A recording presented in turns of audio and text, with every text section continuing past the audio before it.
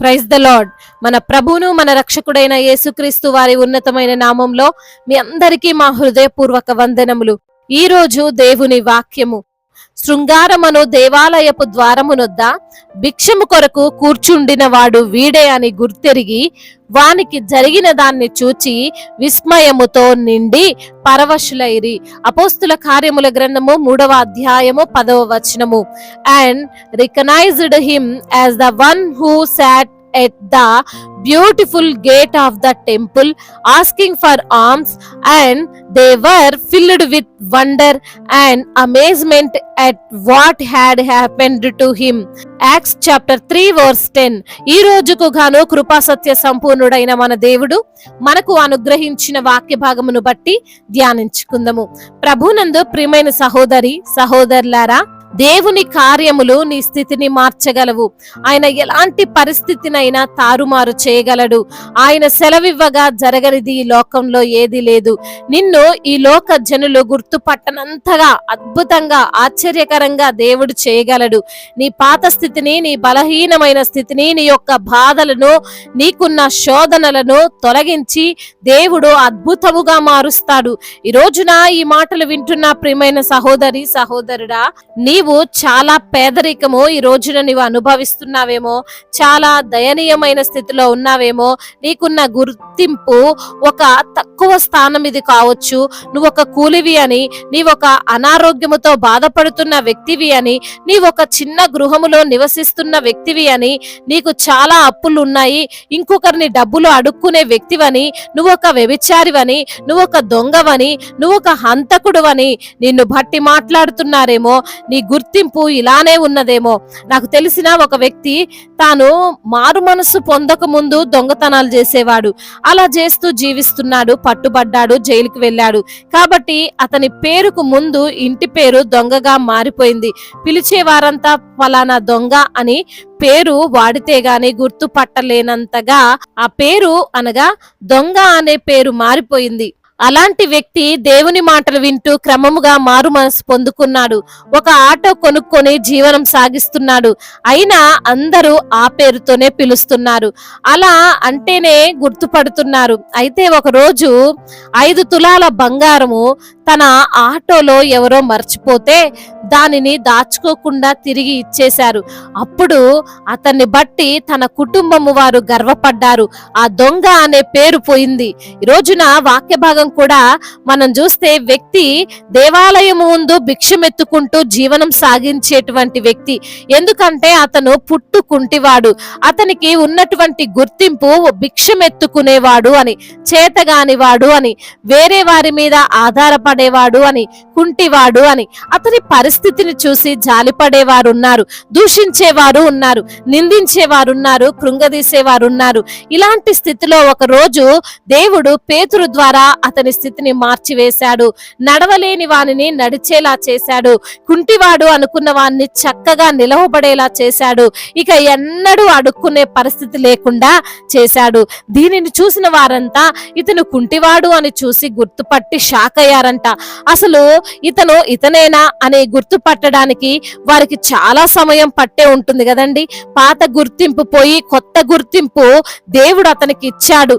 ఈ రోజున ఈ మాటలు వింటున్న ప్రియమైన సహోదరి సహోదరుడా, అదే దేవుడు నీ జీవితంలో కూడా కొత్త గుర్తింపునిస్తాడు.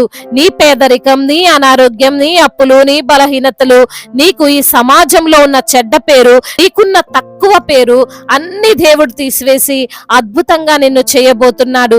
నిన్ను ఎన్నో రోజుల నుండి చూస్తున్నవారు, నీ స్నేహితులు, నీ విరోధులు, నీ యొక్క నష్టాన్ని కోరుకునేవారు, నిన్ను కృంగదీయాలి అనుకునేవారు, నిన్ను తక్కువగా విలువ లేకుండా చూసేవారంతా కూడా విస్మయం పొందేలా దేవుని కార్యం ఉండబోతుంది.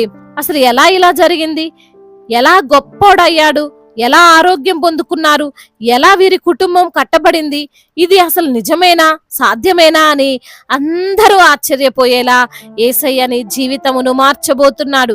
కాబట్టి ఈ మాటలు వింటున్న నీవు ధైర్యం తెచ్చుకో, విశ్వాసంతో ఉండు. నీ స్థితి మారుతుంది, నీ గుర్తింపు మారబోతుంది. నీవు ఎన్నడూ చూడని కార్యాలు చూడబోతున్నావు. యేసయ్యపై నమ్మకం ఉంచి నిరీక్షణతో జీవించు. దేవుడు ఈ మాటలను దీవించి మన హృదయములో ఫలింప దయచేయునుగాక. వాక్య భాగమును బట్టి ప్రార్థించుకుందాము. ప్రతి ఒక్కరు కూడా ప్రార్థనలో ఏకీభవించగలరు. ప్రార్థన. మహాశక్తి సంపన్నుడా, మహోన్నతుడా, కృపా కనికరములు కలిగిన దేవా, జీవాధిపతి మీకు స్తోత్రాలు ప్రభా. ఉన్నవాడా అనువాడా అయా, మా మధ్య ఉంటున్న దేవా, మా ప్రార్థన ఆలకిస్తున్న తండ్రి, మా మొరలను వింటున్న తండ్రి, నీకు స్తోత్రాలు యేసయ్యా. ఈ యొక్క తండ్రి సమయంలో వాక్యం ద్వారా మీరు మాతో మాట్లాడారు ప్రభా. అవునయ్యా, మా స్థితి మారబోతుందని, మా ప్రతి పరిస్థితిని అయా మీరు కొట్టివేసి తండ్రి నూతనమైన కార్యాలు, నూతనమైనటువంటి పేరు, నూతనమైనటువంటి గుర్తింపును మాకు మీరు అనుగ్రహిస్తారని నా తండ్రి వాక్యం ద్వారా మాతో మాట్లాడి ధైర్యపరిచారయ్యా. అవునయ్యా, పుట్టు కుంటివాడి జీవితాన్ని మార్చిన దేవుడవు తండ్రి, మా జీవితాన్ని కూడా మీరు మార్చగలిగినటువంటి దేవుడు అని తండ్రి మరొకసారి మాకు జ్ఞాపకం చేశారు ప్రభా. అవునయ్యా, మీ యొక్క కార్యాలు ఊహకు మించినవిగా ఉంటాయి ప్రభా. మీరు చేసే అద్భుతాలు ప్రభా ఎవ్వరు కూడా మా జీవితంలో జరిగించలేరు నా తండ్రి. అంతటి గొప్ప దేవుడవు, అంతటి కృపగలిగిన దేవుడవు తండ్రి. మాతో మాట్లాడినందుకు వందనాలయ్యా. అయ్యా, ప్రతి బిడ్డ పరిస్థితిని మీరు మార్చబోతున్నందుకు మీకు వందనములయ్యా. వారి కన్నీటిని తుడుస్తున్నందుకు వందనములు. వారి జీవితంలో సంతోషాన్ని అనుగ్రహిస్తున్నందుకు స్తోత్రములయ్యా. అనారోగ్యముతో పడి ఉన్న ప్రతి బిడ్డను తండ్రి మీరు బాగు చేస్తున్నందుకు వందనములయ్యా. వారికి ఉన్న దీర్ఘకాలికమైన రోగాలు, బలహీనతలు, అయా వ్యాధి బాధలు అన్నిటి నుంచి కూడా విడుదల దయచేయండి. హాస్పిటల్లో ట్రీట్మెంట్ తీసుకున్న బిడ్డలను సైతము తండ్రి మీరు బాగు చేయండి అయ్యా. మరి తండ్రి సంపూర్ణ ఆరోగ్యం, స్వస్థతను వారికి దయచేయమని వేడుకుంటున్నామయ్యా. అదే విధంగా నా ప్రభువా, ఎందరైతే బిడ్డలు ఈ రోజున నా ప్రభా ఆర్థికంగా నష్టపోయి ఉన్నారో ప్రభా, ఆర్థికంగా బలహీనతతో ఉన్నారో నా ప్రభా, వారికి ఉన్నటువంటి ఆర్థిక పరమైన ఇబ్బందులను కొట్టివేయండి ప్రభా. సమృద్ధితో వారిని నింపండి అయ్యా. అప్పు తీసుకునే వారిగా కాదు గాని అప్పు ఇచ్చే బిడ్డలుగా వారిని ఆశీర్వదించండి తండ్రి. తలగా ఉంచుతాను గాని తోకగా ఉంచునన్న మీ యొక్క వాగ్దానము వారి జీవితంలో నెరవేరుస్తురమ్మని వేడుకుంటున్నామయ్యా.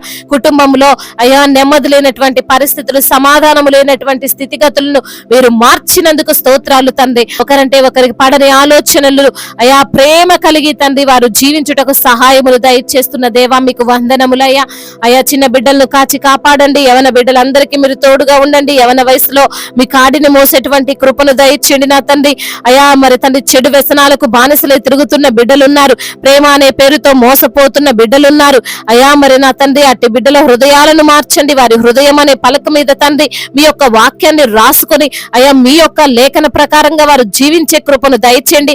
ముఖ్యంగా వారు ఆశీర్వాదం పొందుకునే బిడ్డలుగా, ఒక ఉన్నతమైన స్థానంలో నిలవబడినటువంటి బిడ్డలుగా ప్రతి యవన బిడ్డను నిలవబెట్టండి అయా. డ్రగ్స్ ఎడిక్షన్ నుంచి విడుదల దయచేయండి అయా. మద్యపానము, ధూమపానము తండ్రి మీకు ఏదైతే ఆయాసకరంగా వారి జీవితంలో ఉంటుందో ప్రభా, వాటిని యేసు నామములో కొట్టివేయండి. తల్లి మాటకు తండ్రి మాటకు లోబడే కృపను దయచేయండి నా తండ్రి. ముఖ్యంగా మీ వాక్యానుసారంగా జీవించే భాగ్యాన్ని దయచేయండి అయ్యా. వివాహాల విషయంలో మీ చిత్తం ఏమిటో బిడ్డలకు బయలుపరచండి. మంచి నిర్ణయం తీసుకోవడానికి సహాయమును దయచేయండి నా తండ్రి. ప్రయాణాల్లో ఉన్న ప్రతి బిడ్డకు మీరు తోడై ఉండండి. వారి యొక్క ప్రయాణము సురక్షితముగా, క్షేమముగా ఉండునట్లుగా కృప చూపించండి. వారు వెళ్లే వాహనము చుట్టూ మీ కంచెను, మీ కాపుదలను దయచేయండి నా తండ్రి. రక్షణ లేక ఉంటున్నటువంటి బిడ్డలు ఎందరో ఉన్నారయ్యా. మీ వాక్యమును వినక మిమ్మల్ని త్రోసివేస్తూ అయ్యా మరి తండ్రి మీ యందు భయభక్తులు లేక జీవిస్తున్న వారు ఎందరో ఉన్నారయ్యా. వారి కఠినమైన హృదయాన్ని మార్చమని బ్రతిమిలాడుకుంటున్నాము తండ్రి.